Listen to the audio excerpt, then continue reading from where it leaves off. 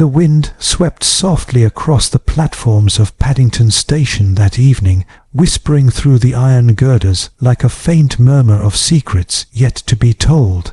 A light drizzle had begun, the kind that silvered the gas lamps and blurred the faces of travellers hurrying beneath umbrellas. Amid the bustle of departing trains and echoing announcements, there stood Miss Jane Marple, elderly, pink-cheeked, and composed as though she were waiting for nothing more sinister than a pot of tea. She had come rather unusually to see off her dear friend Mrs. Caroline Elston, who was bound for Marrakesh aboard the Midnight Express, a luxurious new service rumoured to rival the Orient Express itself. Mrs. Elston, a woman of considerable means and unending chatter, had insisted that Jane accompany her for the first part of the evening.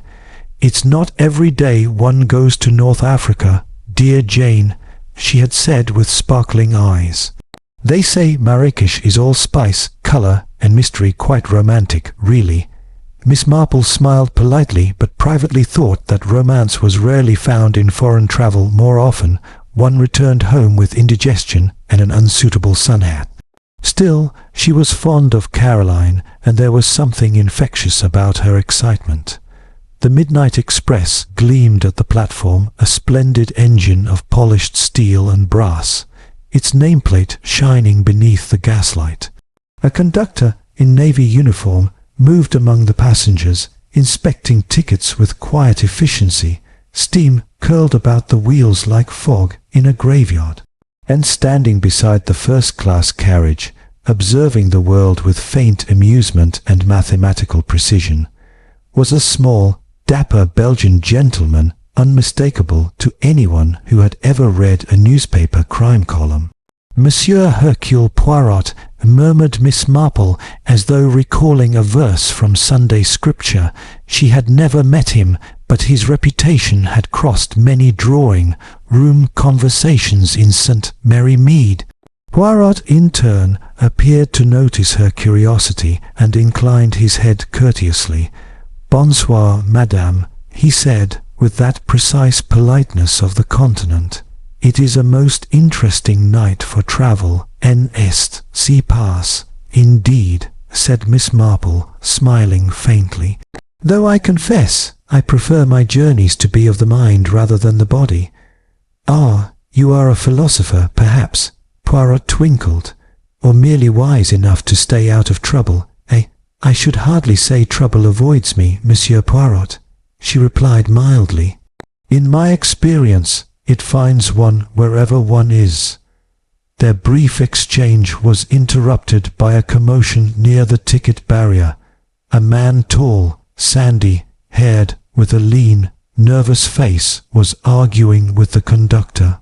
"I've a reservation, I tell you," he insisted. "My name's Pemberton, George Pemberton. It was confirmed only this morning." "I'm afraid, sir," replied the conductor coolly, "there is no record of it." The scene drew the attention of several passengers. Mrs. Elston, fluttering with indignation at the delay, a distinguished colonel with a grey moustache, a veiled lady in expensive furs, and a young woman clutching a small leather case, her expression anxious and pale. Poirot watched keenly, moustaches twitching.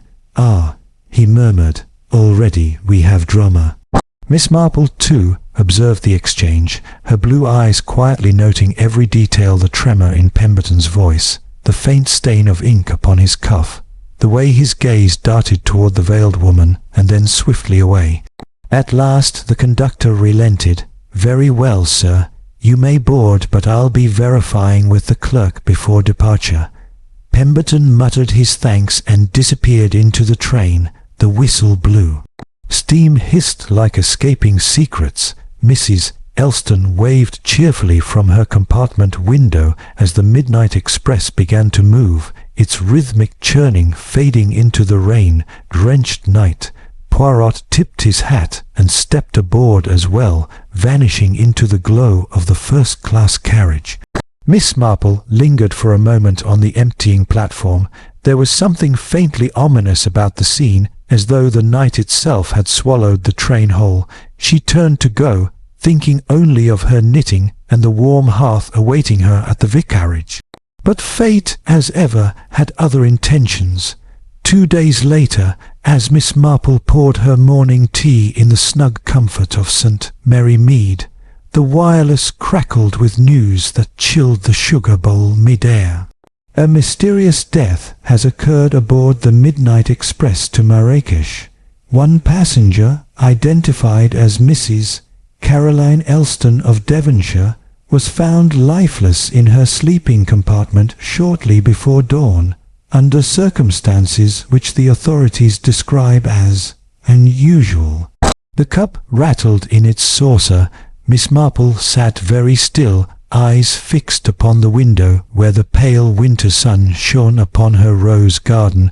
A knock came at the door. It was Inspector Craddock, hat in hand, looking both relieved and apologetic. "I'm afraid I must trouble you again, Miss Marple," he said. "Scotland Yard's most unusual case, and your name was mentioned by a witness. We'd be grateful for your perspective." Miss Marple sighed softly. "Oh dear," she murmured, setting down her knitting. "The world does insist upon providing its little puzzles, doesn't it?" And with that, St.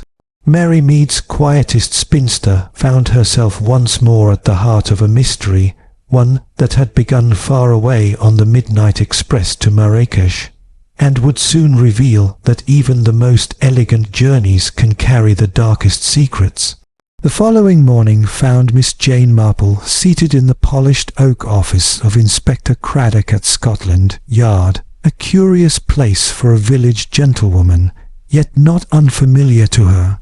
The inspector, a decent man with an honest brow and a tendency to underestimate the elderly, was reviewing a series of telegrams and reports concerning the tragedy aboard the midnight express. "It's all rather confounding, Miss Marple," he admitted, rubbing his temple. Mrs. Caroline Elston was discovered lifeless in her compartment somewhere near Gibraltar. The local authorities assumed heart failure at first, but the ship's doctor who examined her before the train reached Tangier noted traces of something peculiar in her tea flask. "Poison, I presume," said Miss Marple softly. "Quite possibly. Arsenic, they think. Yet no one can explain how it was administered or by whom. The compartment door was locked from within." Miss Marple's eyes narrowed. "Locked doors," she mused. "They do seem to turn up most inconveniently in life and literature. Tell me, Inspector, who else was travelling in her carriage?" Craddock referred to a list. There were 5 passengers of note, all bound for Marrakesh.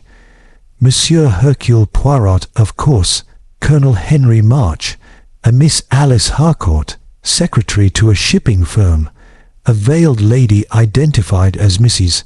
Sophia Venn, and one Mr. George Pemberton, the fellow who caused such a fuss at the platform. "Poirot himself sent us a cable requesting your assistance. He seems to think your insight might prove complimentary." "Ah," said Miss Marple, a faint twinkle in her eye, "a most flattering summons." By evening she was aboard a connecting train to Dover, and 2 days later found herself under a golden North African sun. Marrakesh was like another world, the air heavy with spice and song, the streets alive with the cry of vendors and the gleam of coloured glass. Yet even here, amid all the beauty, the shadow of death lingered. Poirot awaited her at the Grand Continental Hotel, immaculate in a cream linen suit, sipping mint tea as though every moment were a matter of geometry. "Miss Marple," he greeted warmly, bowing slightly. "At last, the famous lady of St. Mary Mead. I am most gratified you accepted my invitation. I do so dislike unfinished stories," she replied, taking a seat. "And this one, Monsieur Poirot, has all the wrong sort of ending." Poirot smiled. "Then let us finish it together." They began their investigation that very afternoon, interviewing the surviving passengers who had disembarked at Marrakesh after the tragic journey. The first interview Colonel Henry March, a sturdy man with sun, reddened cheeks and the air of someone perpetually in command, received them in his hotel suite. "Beastly business," he said, puffing at his pipe. Mrs. Elston seemed in the best of health at dinner. We were seated together. Charming lady, very talkative, said she was visiting her late husband's investments in Morocco, had a rather expensive pearl brooch she seemed nervous about, kept adjusting it. "You noticed nothing unusual?" asked Poirot. "Only that young Pemberton fellow kept glancing her way. She was a widow, you know, wealthy, attractive in her manner. Perhaps he fancied his chances." Miss Marple sipped her tea, eyes thoughtful. "You sound rather certain of his interest, Colonel." March shrugged. "Hard not to see it. Fellow couldn't keep still." The second interview, Miss Alice Harcourt. Miss Harcourt was pale, efficient, and spoke with the precise diction of one accustomed to filing cabinets. "I hardly spoke to Mrs. Elston," she said quickly. "I kept to myself mostly. I'd boarded in Paris. There was a bit of a scene in the corridor that night. The veiled lady, Mrs. Venn, seemed distressed about something. I heard her whispering to Mr. Pemberton." "About what?" Miss Marple asked gently. The young woman hesitated. "I don't know, but I thought I heard the words 'it must be tonight.'" Poirot's moustaches quivered. "Très intéressant," he murmured. The third interview, Mrs. Sophia Venn. Mrs. Venn's suite smelled faintly of perfume and cigarette smoke.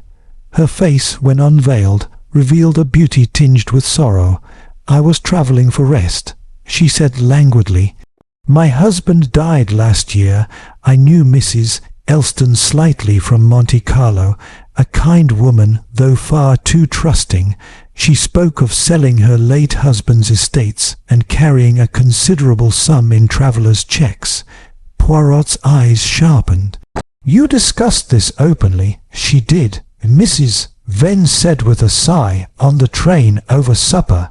I warned her that some people might overhear, but she only laughed." Miss Marple looked up from her embroidery, which she had taken out of her handbag as if it aided her thinking. "And who was seated nearest during that conversation?" Mrs. Venn hesitated. "Mr. Pemberton. He seemed attentive." That evening, Miss Marple and Poirot dined together on the hotel terrace as the sun sank behind the red walls of the old city.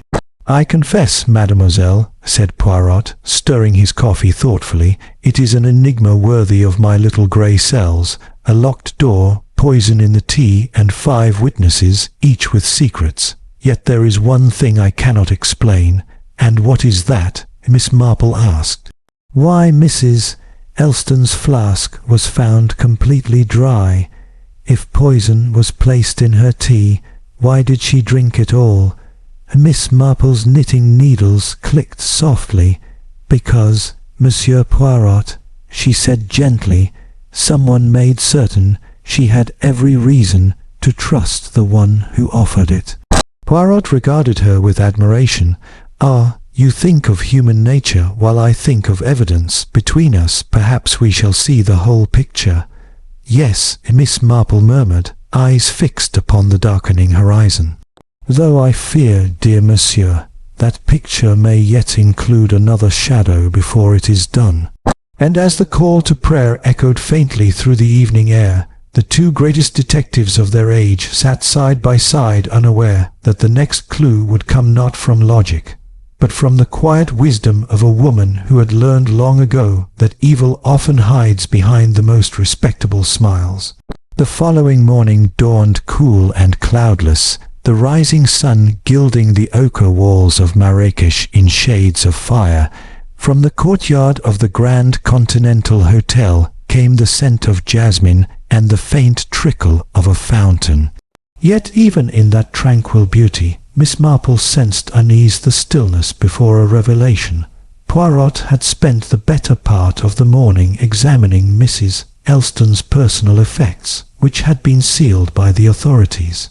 Among them was her travel trunk, a set of letters, and the now infamous silver tea flask. The flask, curiously, bore no fingerprints save her own. Locked compartments and missing fingerprints. Poirot muttered, pacing the tiled floor. Everything points to a careful plan, but who had the knowledge to make it appear so innocent? Miss Marple, seated in a cane chair with her ever-present knitting, did not answer immediately. "I find," she said at length, "that the cleverest crimes are those which seem simple. A teapot, a kind word, and a little suggestion one hardly notices until the damage is done." Poirot paused mid-step. "You have thought of something, ma chère." "I have thought," said Miss Marple quietly, "of how very fond Caroline Elston was of offering tea to others, and how she never drank hers until she'd made certain everyone else had theirs." Poirot frowned. "Then the poison could not have been in the pot itself. It must have been introduced later." "Indeed," said Miss Marple, "but perhaps not by the person we expect." That afternoon they paid another visit to Miss Alice Harcourt, who had grown increasingly nervous. She sat at a writing desk, her hands trembling as she folded a telegram. "It's from London," she said. "My employer, he wants me to return immediately. I'm quite anxious to go. Yet you were seen near Mrs. Elston's compartment shortly before she retired." Poirot remarked gently. "Why was that, mademoiselle?" Miss Harcourt flushed. "It wasn't what you think. I had mislaid my handbag and thought perhaps I'd left it in the dining car. Mrs. Elston stopped me in the corridor. She wanted to borrow a pen. She was writing a letter, she said, to be posted at Gibraltar." "Do you recall to whom?" asked Miss Marple. "Yes, I believe it was addressed to Mr. George Pemberton." Poirot and Miss Marple exchanged a glance.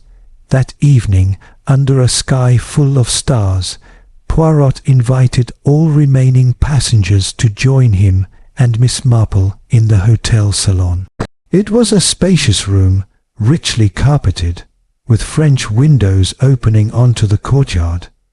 The air was heavy with tension and the faint aroma of cardamom. Colonel March arrived first, his manner brisk but uneasy. Mrs. Venn followed, draped in black lace, eyes bright as sapphires. Pemberton came last, looking tired, dishevelled, and distinctly on edge. "My friends," said Poirot, clasping his hands, "we are gathered because the death of Madame Elston is not so simple as it seemed. The authorities suspect poison, yet no trace of it has been found outside the body. Therefore, logic dictates it was delivered in her tea. The question, parbleu, is who served it." Her Mrs. Venn gave a soft laugh. "Surely you don't imagine one of us poured her drink?" Poirot's eyes gleamed. "Ah, but someone did, and what is more, that person had reason enough." Colonel March bristled. "Now see here, Poirot," but Poirot raised a hand. "Calm yourself, Colonel. I make no accusations. I merely observe. Mrs. Elston's late husband had investments in shipping, yes, and who should be in possession of certain financial papers that could ruin or enrich those involved, but our dear widow herself." Miss Marple's soft voice drifted across the room, and she was rather too fond of telling people about it. "I remember her once saying, a woman must be clever with money, or else she'll find herself surrounded by friends who are not what they seem." Quite prophetic, really. Pemberton shifted in his seat. "Are you implying that I—" Miss Marple looked at him kindly. "You, my dear Mr. Pemberton, were certainly anxious about something. The ink on your cuff that night, and the missing reservation at the station, they do suggest you were under pressure." His face reddened. "That was nothing to do with Mrs. Elston. I owed money to a bookmaker in Paris, that's all. I swear I never touched her flask." Poirot tilted his head. "And yet, Monsieur, Mrs. Elston wrote a letter to you, a letter she never finished. In it, she referred to the truth about the March account. You know what that means." The Colonel's pipe clattered onto the table. "What the devil?" But before the silence could deepen, Miss Marple spoke again, softly but firmly. "Oh, I shouldn't worry too much, Colonel. Caroline was quite incapable of blackmail. She might have asked awkward questions, though especially if she suspected that the money her husband invested had been misused. March's eyes darted from Poirot to Miss Marple. "You've no proof of that." "Not yet," said Poirot smoothly, "but perhaps someone feared she might uncover it and acted accordingly." At that Mrs. Venn stood, her voice trembling. "You're all barking up the wrong tree. Caroline Elston was ill, she said so herself. She had headaches, dizzy spells, which were quite possibly caused." Miss Marple interrupted gently, "by small doses of poison given over time." The words hung in the air like smoke. Poirot leaned forward. "Ah, Madame Venn, you are nervous. Why? Because the poison arsenic, if we are correct, can be easily concealed in cosmetic powder, and your own supply, if I am not mistaken, is rather lighter than it was before." Mrs. Venn turned pale. "You can't prove that." Poirot bowed slightly. "Perhaps not yet, but I suspect the true story is not yours to tell, is it, Miss Harcourt?" All eyes turned to the young secretary. Her lips parted, but no words came. Miss Marple folded her knitting neatly into her lap. "Yes," she said softly, "I rather thought it might come to this. The kindest faces often conceal the cruelest necessities." The room was silent save for the whisper of the fountain outside. Poirot's voice, low and precise, broke the stillness. "Tomorrow morning we shall have the results of the chemical analysis. Until then, no one is to leave the hotel." As the guests departed one by one, Miss Marple gazed out through the open window. The moonlight glimmered across the courtyard tiles. "I do believe, Monsieur Poirot," she said quietly, "that one of your suspects will not wait for morning." Poirot turned sharply, his eyes narrowing. "You think there will be another death?" "I think," she murmured, "that guilt is a heavier poison than arsenic and just as fatal." Morning broke over Marrakesh with the strange hush that follows the night's confession. A warm wind carried the scent of orange blossoms through the corridors of the Grand Continental Hotel, but to Miss Marple it smelled faintly of remorse. At 7 o'clock, the peace was shattered by a maid's cry from the upper floor. Poirot and Miss Marple, already at breakfast, looked up sharply as the manager came running. "Madame Venn," he gasped, "she has collapsed in her room. Dead." Poirot was on his feet at once. Miss Marple, though slower, rose with quiet resignation. "Just as I feared," she murmured. "They found Mrs. Sophia Venn lying upon the bed, pale as ivory, an overturned glass beside her. The faint smell of almonds hung in the air. Cyanide," said Poirot grimly. "Suicide." Miss Marple glanced at the dressing table, where a small powder compact lay open half filled, its contents dusted across the surface like snow. "Or so it would seem," she said softly, "though I wonder whether despair alone prompted it." Poirot's eyes flicked toward her, then back to the body. "You think it was arranged, perhaps?" "I think," said Miss Marple gently, "that poor Mrs. Venn had outlived her usefulness to someone cleverer than she. By noon, the chemical analysis had arrived from Tanya. The results confirmed their suspicions. Arsenic had indeed been found in Mrs. Elston's bloodstream, but not in the tea flask. Instead, it had been detected on the lid of the small tin of sugar she carried with her. Poirot spread the report across the table, moustaches bristling with concentration. So it was the sugar, not the tea, that carried death.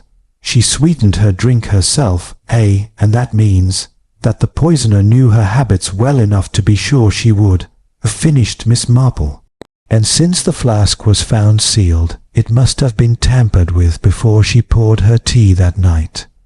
Poirot nodded slowly, meaning the opportunity occurred earlier at the station, perhaps, before the train even departed. Miss Marple's knitting needles clicked thoughtfully. The commotion with Mr. Pemberton's missing reservation, she mused. Such a convenient distraction, wouldn't you say? everyone's attention drawn to the argument while someone else might slip a little something into a sugar tin. Poirot's eyes lit with admiration. "Mon Dieu, mademoiselle, you are formidable. That distraction engineered, perhaps, possibly," she said, "but by whom? Mr. Pemberton had every appearance of being genuinely distressed. That leaves Miss Harcourt," Poirot finished quietly. They found her sitting in the shaded veranda, her gloved hands clasped tightly in her lap, eyes downcast. She looked up as they approached, trying and failing to compose herself. "I know what you're going to say," she whispered. "But you're wrong. I didn't mean for anyone to die." Poirot raised an eyebrow. "Ah, the first defense of the guilty." Tears welled in her eyes. "It wasn't supposed to happen like that, Mrs. Elston. She found out about the March accounts, the fraudulent transactions. My employer, Mr. Hargreaves, made me forge the shipping manifests. Colonel March was involved too. She said she would go to the authorities. I only meant to frighten her, to make her ill enough to delay the journey, but not to kill her." Miss Marple leaned forward, her voice gentle, like a grandmother soothing a frightened child. "My dear, you put arsenic in her sugar, didn't you? Small amounts over time. But on that final night, someone increased the dose." Miss Harcourt nodded miserably. "Yes, someone tampered with the tin again, but it wasn't me. I swear it wasn't." Poirot's gaze sharpened. "Then who?" She hesitated. "Mrs. Venn, she saw me once, preparing the flask. She said she could help me, that she knew how to make it look accidental, but she wanted money to keep silent." Poirot exhaled softly. "So Mrs. Venn blackmailed you, and then, when you had nothing left to give, she took the easy way out, perhaps aided by a final glass of poisoned wine." Miss Marple shook her head slowly. "Not poisoned, I think. She was given that glass and told it was harmless. A coward's mercy, administered by the same hand that poisoned Mrs. Elston." Poirot turned sharply. "You mean Colonel March?" Miss Marple met his gaze, her blue eyes calm but piercing. "Who else had the motive? The Colonel's reputation, his pension, even his freedom were at stake. Mrs. Elston's inquiries would have exposed the theft of her husband's assets. He used Miss Harcourt's guilt and Mrs. Venn's greed to hide behind them both." Poirot crossed to the window, silent for a long moment. Outside, the palms rustled softly in the afternoon breeze. "You are quite right, of course," he said finally. "The good Colonel is a soldier, but also a man who cannot bear disgrace. He poisoned Mrs. Elston through her sugar, silenced Mrs. Venn to prevent exposure, and would now let the young lady take the blame." Miss Marple nodded gravely. "He will not run, though. Men like that rarely do. They believe their honour lies in seeing the game through." An hour later, they found Colonel March in the courtyard, sitting alone with a glass of whisky. He looked up as the detectives approached. There was no fear in his eyes, only exhaustion. "So," he said quietly, "you've worked it out." "Yes," said Poirot simply. "It was very clever, Colonel, but not clever enough." The Colonel gave a faint smile. "I suppose you'll want a confession. You'll get it in your own way. I couldn't let her destroy everything I'd built. I didn't mean to harm the girl, or that poor woman Venn. They were pawns, but Caroline—" His voice trailed off. "She always did have a knack for prying where she wasn't wanted." He rose, saluted them almost formally, and walked toward his suite. Poirot made no move to stop him. A few minutes later, a single gunshot echoed through the courtyard. Miss Marple bowed her head, her knitting untouched beside her. "A soldier to the last," she murmured. "Such men always prefer their own ending." Poirot sighed deeply. "It is a pity, is it not, that justice, even when served, leaves no one entirely innocent?" Miss Marple smiled sadly. "In my experience, Monsieur Poirot, innocence is a far rarer thing than guilt, and far less interesting."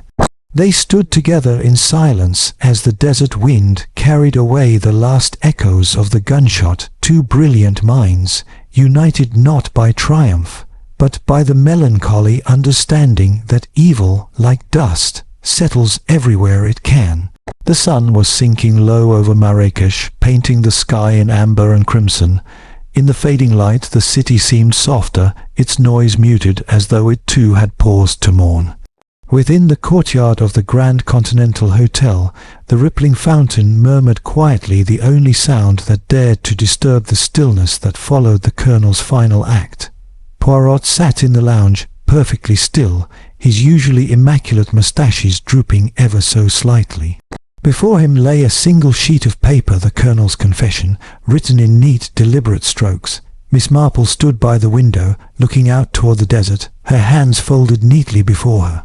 "I always find it rather tragic," she said softly, "when men mistake pride for honour. It's such a costly confusion." Poirot nodded. "Indeed, mademoiselle, he saw only two choices, shame or silence. To a soldier, perhaps, death seemed the nobler retreat." She turned, her expression thoughtful. "And yet, had he only trusted that the truth, though painful, is often kinder than deceit, Mrs. Elston might still be alive, so might poor Mrs. Venn, and that young girl, Miss Harcourt, what of her?" Poirot gestured toward the adjoining room, where Miss Harcourt sat weeping quietly under the supervision of a local inspector. "She will not be charged. She was foolish, yes, but her guilt is punishment enough. I shall see to it that she returns safely to England." Miss Marple smiled faintly. "I am glad of that. There is a difference, after all, between wickedness and weakness. One may learn from the latter." Poirot's sharp eyes softened. "You speak, mademoiselle, with the wisdom of one who has seen much of the world." "I've seen quite a lot of human nature," she replied gently. "And that, Monsieur Poirot, is rather the same thing."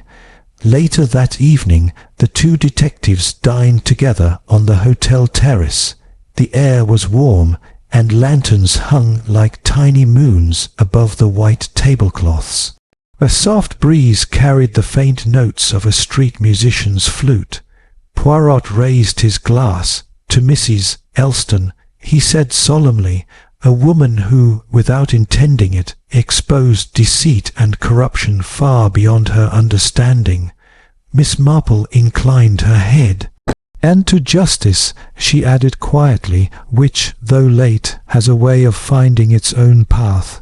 For a while they ate in silence, each lost in thought. At last Poirot spoke again, his tone reflective. "I have always relied upon order, logic, and the precision of the little grey cells. But you, Miss Marple, you look at the world differently. You see the soul beneath the act." Miss Marple chuckled softly. "Oh, I shouldn't think so, Monsieur Poirot. I merely notice things, small things that other people consider too trivial. In a village, one must, you know, a quarrel over garden fences, or who sits where in church, can reveal more about a person than any interrogation." Poirot smiled faintly. "You have taught me something today, that deduction alone cannot uncover what only intuition perceives. Between us we make quite the formidable pair, Ernest, see pass." She looked amused. "Perhaps so, though I dare say you would find St. Mary Mead rather too quiet for your tastes." "Ah." He sighed, with a little twinkle in his eye. "But I should enjoy the piece provided the piece were not interrupted by one of your most charming murders." They both laughed softly, the sound mingling with the hum of the warm evening. The next morning, the midday express, a smaller, less glamorous cousin of its midnight counterpart, stood ready at the Marrakesh station.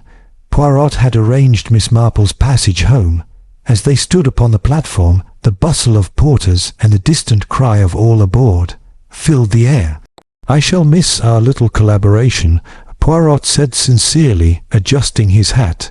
"It is not often that I meet a mind as delicate, as shrewd, and as entirely English as your own." Miss Marple smiled.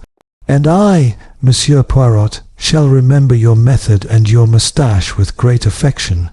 He bowed deeply. "Should fate ever unite us again, I hope it will be for tea, not murder." "Quite," she said warmly. "Though in my experience one so often leads to the other."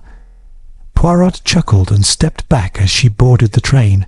The whistle blew and steam rose around them like a curtain. For a moment, as the train began to move, Miss Marple looked out from the window and raised her hand in farewell. Poirot lifted his hat in response, his eyes gleaming with admiration. As the train rolled away into the shimmering distance, Miss Marple settled into her seat and drew out her knitting. The rhythmic clatter of the wheels was oddly comforting, a steady heartbeat against the silence of her thoughts. She reflected, as the countryside unfurled beyond the window, that people were much the same everywhere, whether in a sleepy English village or on a midnight train bound for distant lands. Their fears, their follies, their pride and love, all threads of the same pattern. With a faint smile, she looked down at her knitting, where the neat rows of yarn took shape beneath her fingers. A pity, she murmured to herself, that one cannot darn the holes in the human heart as easily as one mends a sock. Outside, the desert gave way to the sea, and the sun climbed higher, scattering gold upon the waves. Back in Marrakesh, Hercule Poirot stood watching until the train disappeared from sight. Then, with a small sigh and a flick of his immaculate cuff, he turned away.